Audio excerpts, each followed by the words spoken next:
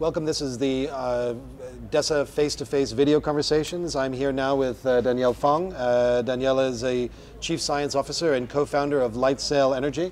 Maybe you can tell me what LightSail Energy is first before we get started. So LightSail Energy is a company that's tackling one of the remaining challenges of the switch to a green energy infrastructure.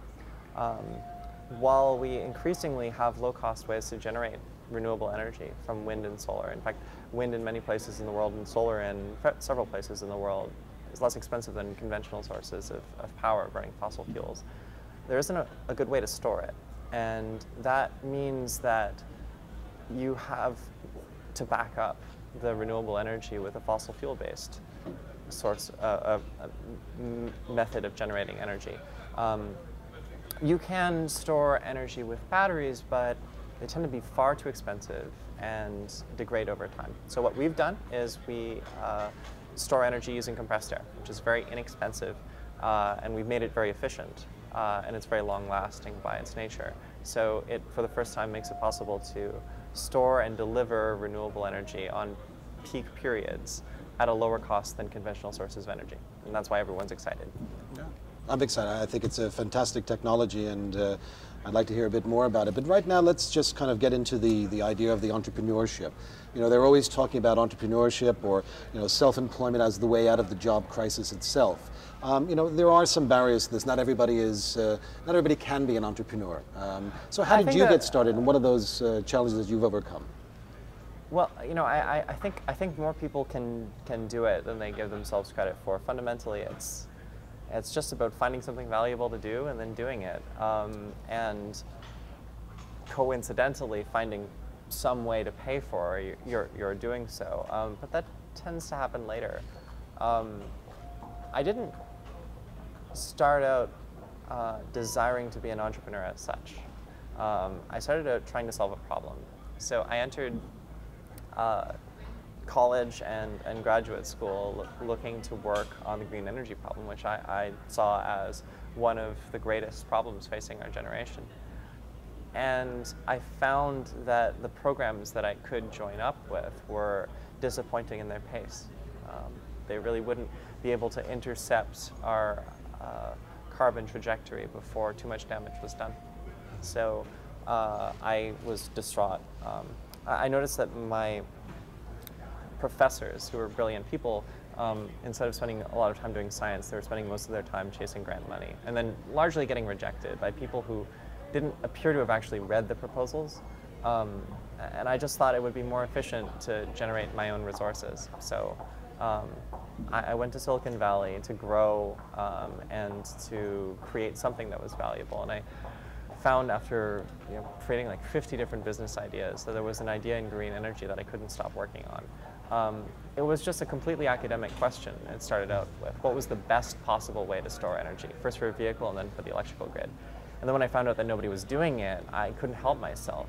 I was very curious about the best way to do it, and pretty soon it became a company. People joined up, we had a business plan. I think by removing myself from the equation and saying, instead of saying, what should I do, I said, what should somebody do? And then I found myself curiously trying to elaborate on that, and pretty soon I was doing that thing. I've seen a lot of entrepreneurs just say, what does the world need? And then giving it that. And it's an extremely valuable technique. But I would have been so terrified if I said that I would do everything that was associated with creating this company and scaling manufacturing and everything else. It started out with just a question, and I followed that path. The trick is just to get started. And when you said you moved to Silicon Valley, obviously looking for financing for that. And yeah, this seems to be a tricky thing for most entrepreneurs getting started, as you mentioned, chasing the grants and so. I mean, what do you feel are the best ways that an entrepreneur today can actually access financing? Well, I actually don't believe that financing is the crucial factor. The most important thing, and the thing that I think Silicon Valley can teach the world, is that there's not a whole lot that's actually totally required in starting something, other than the feeling and the encouragement from the people around you, the people to bounce ideas off of, who won't say that's stupid or somebody else who's smarter than you would have thought of that, but say, hey, that's really cool. Why don't you follow up on that? Or why don't you meet with so-and-so? You know, they're doing something similar, and you should talk. It will be fun. That's really the most valuable thing in Silicon Valley. That's where people are not made fun of when they want to do a new thing. And that's something that the world can learn. Right. That is something the world can learn, and it has learned in times past and in different fields. It can learn it again. The financing comes out of that because there are a lot of people who've made their fortune before who are so excited by people doing some new interesting thing that they want to be part of that. And one of the ways they can encourage it is to give some of their money over.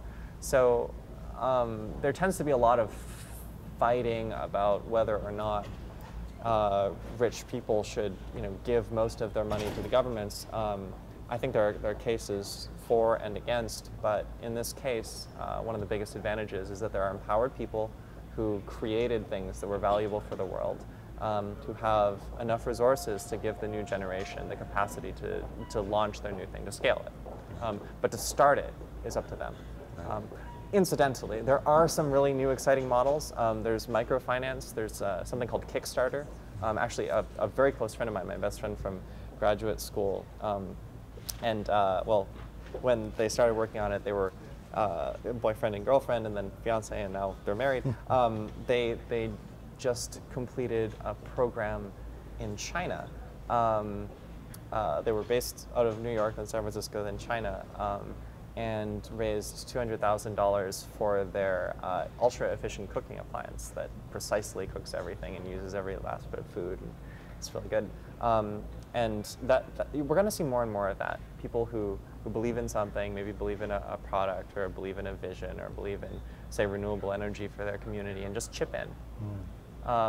And get some reward for that, so some shares in the company, right. The product itself. So that's extremely exciting. But your work now, as I understand your background, is that this is a passion of yours, that the sort of the physics aspect of this is something that you're very engaged with. And is that the model? Is that you have to have a passion for something and then the business will follow? Or how do you see that from your experience? I think people have to care deeply about the future that they're moving towards. But I don't think it's very subject specific.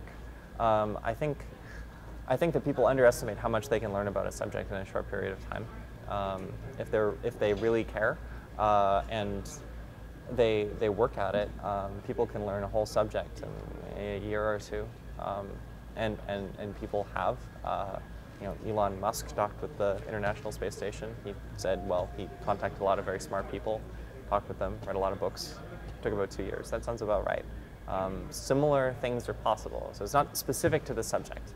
I was passionate and interested in the invention process and in the development. There are interesting things all throughout, but it's not to say that it's only present in physics. There are so many interesting things in every field. I mean, how else will human beings who are 99.9% genetically the same find so many different specialties and passions? It's because once they're involved and they care about something, they can fall in love with it. And that tends to come out of caring for the end result, I think, personally.